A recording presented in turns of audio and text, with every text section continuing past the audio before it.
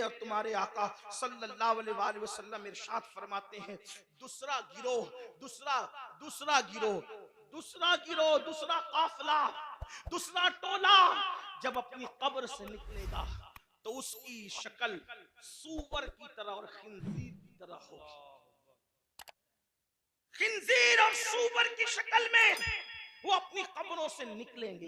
हालांकि जब उनको कब्र में रखा गया था तो उनके चेहरे अच्छे भले थे, लेकिन अब वो मैदान महशर में उठेंगे तो वो सूअर की शक्ल और खिंजीर की शक्ल लेकर उठेंगे। सहाबा बेचैन हो गए, तड़प गए, अर्ज किया या रसूल अल्लाह सल्लल्लाहु अलैहि वसल्लम, जो गिरोह, जो टोला, जो काफिला कब्रों से सूअर और खिंजीर की शक्ल में उठेगा, उनका क्या कसूर होगा? तो मेरे आका फरमाते हैं उनका कसूर ये होगा कि वो नमाजों में सुस्ती करते थे, वो नमाजों में गफलत करते थे। मुसलमानों जरा सोचो तो सही, अपने नबी की हर बात पर यकीन है, इन बातों को क्यों भूल जाते हो? जिसके कहने पर अल्लाह को एक माना, जिसके कहने पर कुरान को अल्लाह की किताब माना, जिसके कहने पर दीन इस्लाम को हक माना, अल्लाह अल्लाह उस रसूल का फरमान है, बेनमाजी नमाज में सुस्ती करने वाला जब अपनी कब्र से उठेगा तो सूअर की शक्ल में उठेगा, खिंजीर की शक्ल में उठेगा। इस पर ज्यादा बात न करते हुए एक रिवायत आपके सामने पेश करूं, खुले दिलों के साथ और खुली आंखों के साथ, खुले कानों के साथ सुनना। अपने आप पे रहम कर लो, अपने आप पे रहम कर लो। अल्लाह के बंदो, आखिरत की घाटी बड़ी मुश्किल तरीन घाटी है। हमने उसको जितना आसान समझा इतना आसान नहीं है। मेरे इमाम कहते हैं अल्लाह अकबर, पाट वो कुछ धार ये कुछ जार हम, या इलाही क्यों कर उतरे पार हम, अपनी सत्तारी का या रब वास्ता हो न रुसवा बरसरे बाजार हम। अल्लाह अल्लाह, हमें फेसबुक के लिए तो वक्त है, यूट्यूब पर बैठने के लिए तो वक्त है, दोस्तों की महफिलों के लिए तो वक्त है, बीवी बच्चों के लिए तो वक्त है, सबके लिए वक्त है, रब के लिए वक्त नहीं। सुन लो और अच्छी तरह से सुन लो। अल्लाह अल्लाह, हजरत अल्लामा उस्मान इब्ने हसन रदी अल्लाह तबारक व तआला अन्हु अपनी किताब में लिखते हैं, मेरी बहनों की भी तवज्जो, अल्लाह के हबीब अलैहिस्सलाम का जाहिरी दौर है, आका अलैहिस्सलाम अपने सहाबा के जुर्मुट में जलवागर हैं। ऐसे में एक नौजवान रोते हुए आता है और अर्ज करता है, या रसूल अल्लाह सल्लल्लाहु अलैहि वसल्लम, मेरे अब्बू का इंतकाल हो गया, मेरे बाप का इंतकाल हो गया। आका मेरा बाप मर चुका है, उसका इंतकाल हो चुका है, हम देहात के लोग हैं, देहात में रहने वाले हैं। आका न उसको कोई गुस्ल देने वाला है, न उसको कोई कफन पहनाने वाला है। या रसूल अल्लाह सल्लल्लाहु अलैहि वसल्लम, इसलिए मैं रो रहा हूँ। मेरे आका ने फरमाया, ए अबू बकर उठो, ए उमर उठो और दोनों जाओ और जा करके इसके देहात में पहुंचो, इसके गांव में पहुंचो, उसको गुस्ल भी दो, उसको कफन भी पहनाओ। अल्लाह अकबर।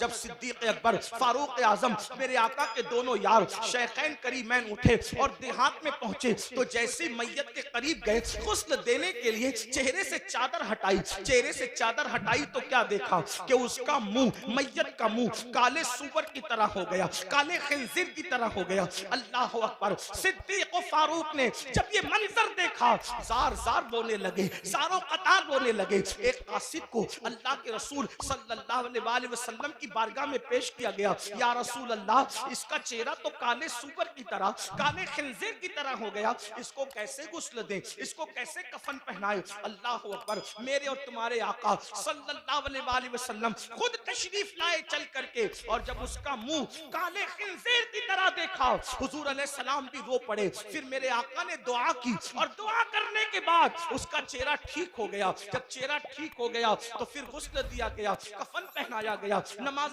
जनाजा पढ़ी गई, और जब जनाजा मुकम्मल हो गया तो किसी ने धीरे से कहा, पहले तो इसका चेहरा काले सूअर की तरह, काले खिंजीर की तरह हो गया था, अब जरा देखे तो इसका चेहरा कैसा है। जब दोबारा चेहरा देखा गया नमाज जनाजा के बाद, जब कफन हटाया गया तो क्या देखा लोगों ने, अब भी उसका चेहरा काले सूअर की तरह, काले खिंजीर की तरह था। सब रो पड़े। सहाबा ने अर्ज किया, हमारे माँ बाप आप पर कुर्बान या रसूल अल्लाह सल्लल्लाहु अलैहि वसल्लम, इसका चेहरा बार बार काले सूअर की तरह, काले खिंजीर की तरह कैसे हो जाता है? तो मेरे आका ने उसके बेटे को बुला करके पूछा, ये बता तेरे बाप का चेहरा काले सूअर की तरह क्यों हो जाता है बार बार। उसने अर्ज की, या रसूल अल्लाह सल्लल्लाहु अलैहि वसल्लम, मेरा बाप कोई गुनाह नहीं करता था, बस उसकी कमी ये थी कि जब नमाज का वक्त आता तो वो सो जाया करता था, वो नमाज नहीं पढ़ता था।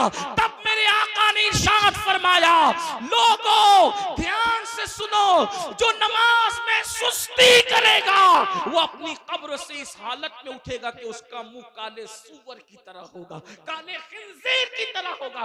बताओ, चेहरे पर फुंसी आ जाए कितना बेचैन हो जाते हो, किसी के चेहरे पे सफेद दाग आ जाए कितना बेचैन हो जाता है। लोग मुंह पे रुमाल रख के फिरते हैं, अगर उसको फालेज हो जाए, मेरा टेढ़ा मुंह लेकर मैं कैसे जाऊं, सफेद दाग लेकर कैसे जाऊं, फुंसी लेकर कैसे जाऊं।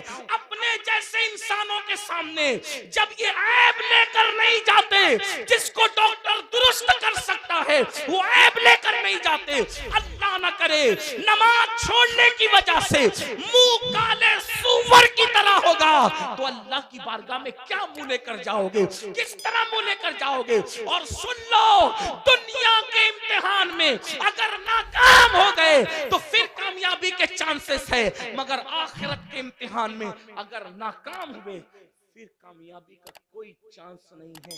पहली और आखिरी मर्तबा मौका मिलेगा, क्या तैयारी की उसके लिए? नहीं, हमें टाइम निकालना होगा।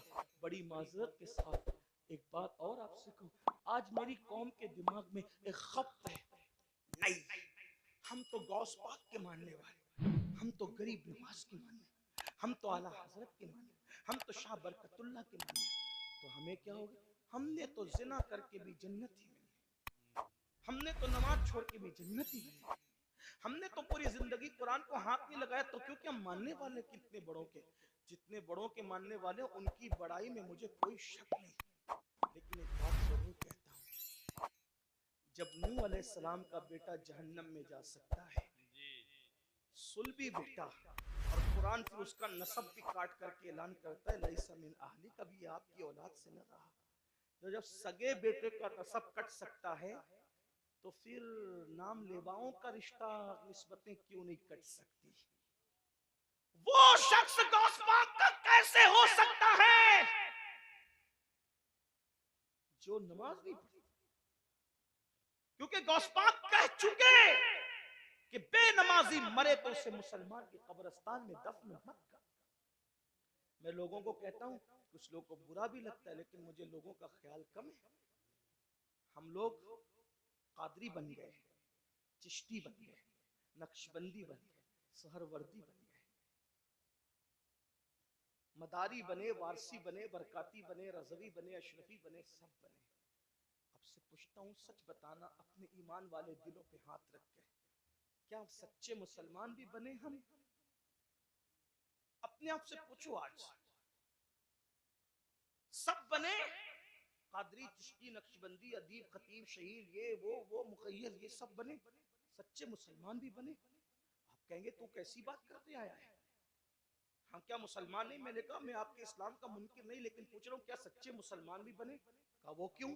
मैंने कहा इसलिए कहता हूँ, अगर पीर टोपी दे दे, तवज्जो करिए, टोपी दे दे, कितना संभाल संभाल के रखते हो, मेरे पीर की टोपी, मेरे पीर का मामा, मेरे पीर का कुर्ता, मेरे पीर का जुब्बा। क्यों? किसने दिया? पीर ने तोहफे में दिया।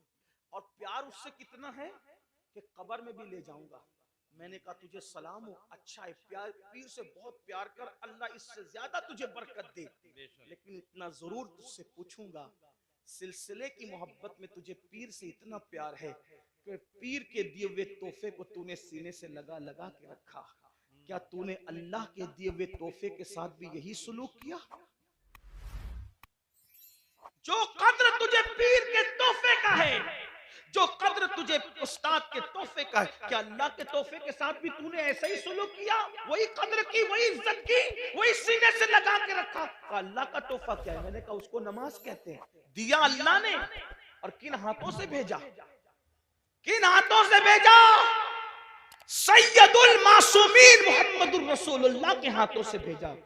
जिस कौम को पीर के तोहफे की कद्र हो और अल्लाह के तोहफे की कोई कद्र न हो, तो फिर वो कौम सच्ची मोमिन कैसे हो सकती, कामिल मोमिन कैसे हो सकती है? गौर कीजिए, ध्यान दीजिए और सुन लो, किसी और की निगाह में मुसलमान बनने वाला जन्नत में नहीं जाएगा। जन्नत में उसी ने जाना है जो खुदा व रसूल की नजर में मुसलमान है। अपने आप के बारे में जो भी तराश लो, इंदल्लाह जो मोमिन है, इंदर रसूल जो मोमिन है, जन्नत उसी के लिए है। इस खुशफहमी में मत रहना कि सिर्फ सुन्नी कहला करके जन्नत मिल जाएगी। सुन्नी कहलाना और है, सुन्नी बन जाना और है। सिर्फ सुन्नी कहलाने वालों को जन्नत नहीं मिलेगी, सुन्नी बन जाने वालों को जन्नत मिलेगी। और याद रखना, अल्लाह अकबर, हमारे बुजुर्गों ने तो नवाफिल भी तर्क नहीं किया, सुन्नते गैर मौकेदा भी तर्क नहीं किया, और हम फराइज छोड़ बैठे हैं। अल्लाह अकबर। आपको बताओ, गौर करो, आका अलैहिस्सलाम ने अपने खानदान के लोगों को देखो, खानदान रसूल है। कोई खानदान बहैसियत खानदान रसूलुल्लाह के खानदान के बराबर नहीं हो सकता। हुजूर सैयदी अशरफी मियां रहमतुल्लाहि ताला अलैह अक्सर एक शेर कहा करते थे, कहते थे, कोई हो मुत्तकी आलिमो जाहिद जमाने में, मगर आले मोहम्मद के बराबर हो नहीं सकता। आप फरमाया करते हो, तवज्जो फरमाए, खानदान नबूवत है। और इमाम अहले सुन्नत नबी के खानदान के बारे में कहते हैं, आबे तत्हीर से जिसमें पौधे जमे, उस रियाज़े निजाबत पे लाखों सलाम। खूने खैर और रसूल से हैं जिनका खमीर, उनकी बेलोस तीनत पे लाखों सलाम। रसूलुल्लाह के खून से जिनका खमीर बना है, आबे तत्हीर से जिसमें पौधे जमे, वो नबी का खानदान। तवज्जो करें, उस खानदान रिसालत को रिसालत माँ ने फरमाया, ऐ बनु हाशिम, अमल करना, अमल। तवज्जो करें, अल्लाह के रसूल अपने खानदान के लोगों को कह रहे हैं, अमल करना, अमल। कहीं ऐसा ना हो कि लोग अमल लाए और तुम सिर्फ नसब लाओ। फिर आका ने फरमाया, ऐ बनु हाशिम, जिसको अमल ने पीछे कर दिया उसको नसब कभी आगे नहीं कर सकता, इसलिए अमल करना। रसूलुल्लाह की इस नसीहत को खानदान के लोगों ने कैसे सीने से लगाया, अल्लाह अकबर, कि रसूलुल्लाह के खानदान में फिर कोई भी आपको बेअमल नजर नहीं आएगा। मैं बेअमल की बात कर रहा हूँ, बदअमल तो दूर की बात है, इसलिए कि एक है बाअमल, एक है बेअमल, एक है बदअमल। रसूलुल्लाह के खानदान में बदअमल तो बहुत दूर की बात है, बेअमल भी तुम्हें कोई नजर नहीं आएगा। देखो नबी के खानदान को देखो, पूरी रात अगर सजदे में गुजारने वाली मदीने में कोई खातून मिलती है तो वो कोई और नहीं है, वो मेरे नबी की शहजादी सैयदा मखदूमा फातिमातुज़ ज़हरा की जात है। और जब रात पूरी होती है तो नमाज मुकम्मल करके हसरत के साथ सर को सजदे से उठा के कहती है, ए अल्लाह, तूने रात इतनी छोटी बनाया कि तेरे महबूब की बेटी फातिमा दिल खोल के सजदा भी ना कर सकी। अल्लाह अकबर। उसके बाद देखे, घोड़े की एक जीन पर एक कदम रखकर दूसरे जीन पर कदम रखने से पहले जो पूरा कुरान मुकम्मल करता है वो कोई और नहीं है, वो मेरे नबी के खानदान का फर्द, रसूलुल्लाह का भाई, अमजा, दामाद पैगंबर, खातिमे विलायत, फातिह खैबर, अबुल हसनैन, मौलाए कायनात सैयदना अली मुर्तजा की जात है। किसी ने कुरान इस तरह पढ़ा, बाबा कुरान पढ़ते हैं घोड़े की सीन पर एक कदम रखकर दूसरा कदम रखने से पहले। और शहजादों की क्या शान है, सर कटने के बाद जो नेज़े पे कुरान पढ़ते हैं वो किसी और खानदान का फर्द नहीं, वो मेरे नबी का नवासा सैयदना इमाम हुसैन की जात है, इमाम अली मकाम की जात है। मेहराब में, मिंबर पे, मस्जिदों में आपने हर खानदान वाले से कुरान सुना, लेकिन नेज़े पे जिसने कुरान पढ़ा वो सिर्फ मेरे नबी का खानदान। 40 साल तक इशा के वुजू से फजर की नमाज जहां हो रही है वो कोई और नहीं, वो मेरे नबी के खानदान का शहजादा, जिसे दुनिया सरकार गौसे आजम के नाम से जानते हैं। 70 साल तक कभी ना सोकर रात और दिन जाग कर इबादत करने वाला, 90 लाख को कलमा पढ़ाने वाला, वो किसी और खानदान में नहीं मिलेगा, वो मेरे नबी के खानदान में है, जिसको मोइनुद्दीन अजमेरी गरीब नवाज कहा जाता है। जब जिक्र करते हैं तो आप इतनी कसरत से करते हैं कि आपके जिक्र को सुनकर परिंदे भी जाकिर हो जाते हैं। ऐसा जाकिर आपको किसी और खानदान में नहीं मिलेगा। वो मेरे नबी का शहजादा हजरत शाह बरकतुल्ला इश्की प्रेमी महरेरवी रहमतुल्लाह अलैह की जात है, जिसके जिक्र ने परिंदों को जाकिर बना दिया। ये खानदान नबूवत का अमल है। इमाम ज़ैनुल आबिदीन का नाम ज़ैनुल आबिदीन नहीं है, बल्कि उनका नाम है अली इब्न हुसैन। ज़ैनुल आबिदीन उनका लक़ब है, लक़ब। और ज़ैनुल आबिदीन क्यों कहते हैं? क्योंकि रोजाना तकरीबन 300 रकअत और कभी 700 रकअत नफिल नमाज पढ़ते थे। लोगों ने कहा ये आबिद नहीं है, बल्कि ये ज़ैनुल आबिदीन है। आबिदों, कसरत सजदा की वजह से आपकी पेशानी पर सजदे का निशान पड़ गया। एक तो ये कि जो लोग गलत सजदा करते हैं उनकी पेशानी पे निशान आता है, और एक तो ये जो कसरत से सजदा करते हैं उनकी पेशानी पर भी निशान आ जाता है। लेकिन कितनी 300 रकअत के बाद, 700 रकअत के बाद, और मैं जहां से पढ़ रहा हूं इसको मेरे इमाम अहले सुन्नत ने लिखा कि आपकी पेशानी पर निशान सजदा कसरत सजदे की वजह से। आप बताएं, आप रसूलुल्लाह सल्लल्लाहु अलैहि वसल्लम के खानदान वालों का ये अमल देखें। इमाम जाफर सादिक को देखें, रोजाना पूरी रात इबादत में गुजरते। इमाम मोहम्मद बाकिर को देखें, इमाम मूसा काजिम को देखें, जिसको देखें। और हमारा हाल ये, हम कहते हैं हम तो नाम लेवाए। मैंने कहा वो खानदान के लोग थे। बल्कि एक बात आई, बात अर्ज करूं, शायद हदीस पूरी ना पढ़ सकूं क्योंकि वक्त ज्यादा हुआ, लेकिन एक बात पढ़ता हूँ, शायद आपके दिल के दरीचे अल्लाह खोल दे। मगफिरत के बारे में हम बहुत बेहिस हैं, बख्शे जाएंगे, मौलाना बख्शे, अल्लाह करीम है, बख्शे, अल्लाह करीम है, बख्शे, बेशक अल्लाह करीम है। अल्लामा नकी अली खान इमामुल मुतकल्लिमीन लिखते हैं अपनी किताब में, अल्लाह को करीम जानकर गुनाह पे गुनाह कर रहा है ना, कि अल्लाह करीम है, बख्श देगा। फरमाते हैं अल्लाह को करीम जानकर गुनाह करने वाले, अल्लाह को कादिर जानकर तू जहर क्यों नहीं खाता? जब वो करीम है गुनाहों पे बख्श देगा तो कादिर भी तो है, जहर खाने पे जिंदगी भी दे सकता है। लेकिन अल्लाह को कादिर जानकर तूने कभी जहर नहीं खाया, और अल्लाह को करीम जानकर गुनाह कर रहा है। अल्लाह को करीम जानने का ये मतलब नहीं कि गुनाह करके सोचे कि अल्लाह बख्श देगा। अल्लाह को करीम जानने का मतलब ये कि नेकी करके भी रो, अल्लाह मेरी नेकियां इस काबिल नहीं कि तेरी बारगाह में कबूल हो, अपने करम से कबूल फरमा ले।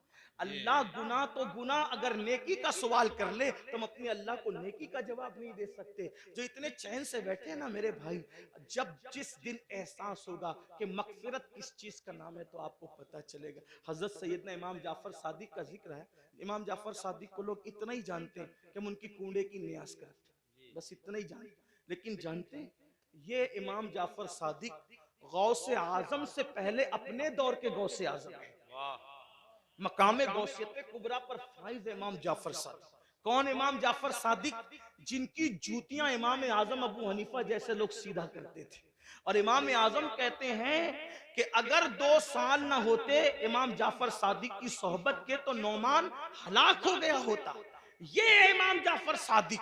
लेकिन वो जाफर सादिक जिसकी सोहबत को इमाम आजम अपनी कुल उम्र का सरमाया कहते हैं, जब उस इमाम जाफर सादिक से लोग मुसाफा करते, हम लोगों से भी लोग करते हैं, इमाम जाफर सादिक से भी लोग मुसाफा करते थे। दाता साहब लिखते हैं कि जब इमाम जाफर सादिक से कोई मुसाफा करता था तो इमाम जाफर सादिक उसका हाथ पकड़ लेते। ध्यान देना, तवज्जो करना, गौर से सुनना और फिर सोचना इस पर कि हम कहां हैं। इमाम जाफर सादिक जिसके नसब में किसी को कोई इख्तिलाफ नहीं जी, इतना मजबूत सिलसिलतुल ज़हब है कि जाफर सादिक बेटे हैं इमाम मोहम्मद बाकिर के, वो बेटे इमाम ज़ैनुल आबिदीन के, वो बेटे इमाम हुसैन के, और वो बेटे हैं हजरत मौला अली के, और वो शौहर सैयदा फातिमा के, और वो शहजादी रसूलुल्लाह की। ये सिलसिलतुल ज़हब उनका नसबनामा है। हाँ, अब इमाम जाफर सादिक से कोई मुसाफा करने आता तो आप उसका हाथ पकड़ते और हाथ पकड़कर फरमाते वादा कर, वादा कर कि अगर क़यामत में तेरी बख्शिश हो गई तो तू अल्लाह की बारगाह में मेरी सिफारिश करना कि अल्लाह जाफर सादिक को बख्श दे, उसको माफ कर दे। तवज्जो करें, अगर इस स्टेज पर ये जो बड़े बड़े उलमा मुफ्तियान किराम सादात किराम बैठे हैं, मुफ्ती आफाक साहब के साहबजादे हैं और भी उलमा हैं, अगर कोई किसी आम आदमी का हाथ पकड़ के कहे कि अगर तेरी बख्शिश हो गई तो तू मेरी सिफारिश कर देना, मगफिरत मेरी करवा देना, तो वो कहेगा कि हजरत ये कैसी बात कर रहे हैं आप लोग अल्लाह वाले लोग हैं, हम अवाम में से हैं, हमारी ना गुस्ल है सही है, ना हमारी तहारतें सही है, ना हमारे नमाज पढ़ने का तरीका आता है, आप ऐसी कैसी बात कर रहे हैं। अब जब ये मिंबर पे बैठे हुए अल्लाह वाले किसी से ये बात करें तो ताज्जुब होगा, चे जाए कि इमाम जाफर सादिक ऐसा सैयद जिसकी गुलामी इमाम आजम जैसे लोग करें, वो जो है इल्म के मामले में उन जैसा उनके दौर में कोई नहीं था, तकवे के मामले में उन जैसा कोई मुत्तकी नहीं था, इबादत के मामले में उन जैसा कोई आबिद उनके दौर में नहीं था, और वो लोगों का हाथ पकड़ के कहते वादा करो कि अगर तुम्हारी बख्शिश हो गई तो तुम मेरी सिफारिश करना, मेरी मगफिरत करवाना, मेरी सिफारिश करना, शफाअत करना। और लोग पलट के कहते इमाम आप तो सैयद हैं, सैयद आप तो सैयद आले रसूल हैं, हम आपकी क्या सिफारिश करेंगे, आपके नाना शफीउल मुस्लिमीन है। तो इमाम जाफर सादिक रोते हुए जवाब देते, रोना तो यही है कि हम सैयद हैं। तवज्जो करें, कहते रोना तो यही है कि हम सैयद हैं, क्योंकि हम इस बात से डरते हैं कि हमारे नाना को हम मुंह क्या दिखाएंगे, नाना को मुंह दिखाने की हिम्मत नहीं है क़यामत के दिन। ये हाल है उनका जिनकी सियादत पर, इमामत पर, क़यादत पर, तकवा पर, ज़ुहद पर पूरी उम्मत का इत्तेफाक है, वो क़यामत के दिन से इतने लर्जा बरअंदाम है। और यहाँ जिन्हें गुस्ल भी नहीं आता, वुजू भी नहीं आता, जुमा की 2 रकअत पढ़ के मस्जिद से ऐसे भागते हैं जैसे स्कूल से छुट्टी होने पर स्कूल के बच्चे भागते हैं, ये हालत है। और उसके बाद हम जन्नत के ठेकेदार बने, मौलाना हम जन्नत में न जाएंगे तो कौन जाएगा। बड़ी माजरत के साथ वहां फिर देखा जाएगा कि क्या होगा, और वहां पछताने से काम नहीं चलेगा। आज ले उनकी पनाह, आज मदद मांग उनसे, फिर न मानेंगे क़यामत में अगर मान गया।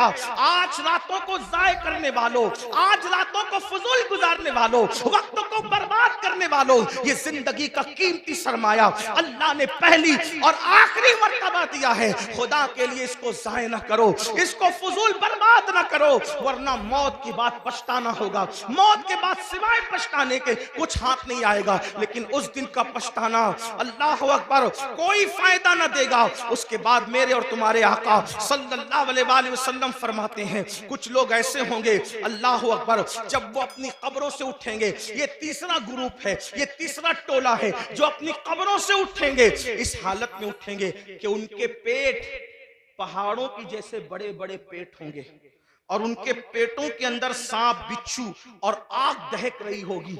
साहबा ने पूछा, आका वो कौन होंगे? सरकार अलैहिस्सलाम फरमाते हैं, ये वो लोग होंगे जो दुनिया में ज़कात अदा नहीं करते थे, ज़कात नहीं देते थे, बड़े बड़े पहाड़ों की तरफ पेट लेकर के उठेंगे। आज लोग ज़कात भी नहीं देते पूरी पूरी, और फिर कोई पैसा लेके भाग जाता है, कोई चोरी कर ले जाता है, माल डूब जाता है, आग लग जाती है, कहते हैं हमारा नुकसान हो रहा है, नुकसान हो रहा है। याद रखना, जो पूरी पूरी ज़कात अल्लाह के लिए निकाल दे, मेरे आका फरमाते हैं उसका माल अल्लाह के किले में महफूज हो जाता है, उसके माल की हिफाजत हो जाती है। फिर चौथे ग्रुप के बारे में मेरे और तुम्हारे आका सच्चे नबी सल्लल्लाहु अलैहि वसल्लम ने फरमाया कि जो चौथा ग्रुप कब्र से निकलेगा, उसके मुंह से खून बह रहा होगा, और खून लेकर के वो निकलेगा। साहबा ने पूछा, आका जिनके मुंह से खून बह रहा होगा वो कौन लोग होंगे? आका इरशाद फरमाते हैं, जो अपने वादों को तोड़ देते थे, वादा खिलाफी करते थे, वो उनके मुंह से खून बह रहा हो। आज मैं समझता हूं कि शायद वादा खिलाफी को गुनाह भी नहीं समझते लोग। देखें, हालांकि मेरे आका अलैहिस्सलाम ने फरमाया, मोमिन और मुनाफिक में फर्क यह है कि मोमिन जब वादा करता है तो पूरा करता है, और मुनाफिक वादा करता है उसको पूरा नहीं करता, तोड़ देता है। कितने वादे करते हैं, अल्लाह से वादा किया उसका ख्याल नहीं, पीर से वादा किया उसका ख्याल नहीं। आइए वादे की वफा के हवाले से एक हदीस सुने की रिवायत से। अल्लाह अकबर, अभी ऐलान नबूवत नहीं हुआ, ऐलान नबूवत से पहले अल्लाह के रसूल अलैहिस्सलातु व तस्लीम बाजार गए। बाजार जाने के बाद अल्लाह के हबीब अलैहिस्सलाम को एक शख्स ने कहा, यहाँ रुको, मैं अभी आता हूँ। उसने कहा, रुको अभी आता हूँ, और आका ने उससे वादा कर लिया, ठीक है जब तक तुम नहीं आओगे मैं यहीं ठहरूंगा, यहीं रुकूंगा। और उसके बाद वो शख्स गया और जाकर के भूल गया। कि मैं किसी से वादा करके आया हूं या वादा लेकर आया हूं कि मैं अभी आता हूं, और उसने वादा कर लिया कि ठीक है तुम्हारे आने तक मैं रुकूंगा। फिर क्या हुआ? 3 दिन गुजर गए। 3 दिन के बाद जब वो शख्स आया तो अल्लाह के रसूल वहीं पर मौजूद थे। उसने पूछा आप यहाँ? फरमाया तुमसे मैंने वादा किया था कि जब तक तुम नहीं आओगे मैं यहीं रुका रहूंगा, इसीलिए मैं यहाँ रुका रहा। और फिर मेरे आका ने न उससे लड़ाई की, न झगड़ा किया, न उसको डांटा, बल्कि सिर्फ एक जुमला कहा, ऐ शख्स तूने मुझे मुशक्कत में मुब्तला कर दिया, तूने मुझे तकलीफ में मुब्तला कर दिया। ये ऐलान नबुव्वत से पहले का वादे का वफा करना था। जब मेरे आका ने नबुव्वत का ऐलान किया तो यही वाकया उस शख्स के ईमान लाने का सबब बन गया कि जो शख्स इंसान से किया हुआ वादा उसके साथ बेवफाई नहीं करता, वो झूठा नहीं हो सकता, वो सच्चा है। तो जो वादे के